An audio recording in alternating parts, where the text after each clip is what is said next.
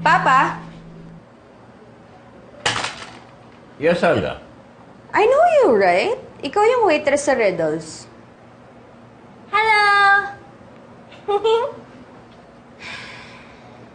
Nag-deliver siya ng food sa atin. Yeah? Well, anyway, Papa, I just need your opinion on the new designs for the dolls.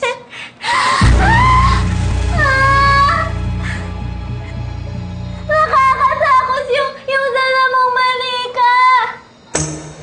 Ang laki-laki ng ulo! Actually, tama siya, Helga. Excuse me lang, no? I was not asking for your opinion. Papa, pwede ba? Let me look at it.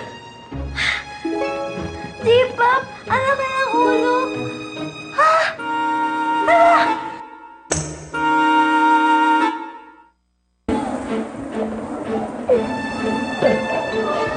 It looks ridiculous. Ang laki-laki ng ulo, parang kabisote. I won't approve it. Seriously? Dahil lang sa sinabi ng babaeng yan? Why not? After all, para sa mga batang katulad ni Tinay ang mga products natin. Thank you very much, Tinay. Natulungan mo kami sa opinion mo. Welcome, J-Pop! Wow! Wow.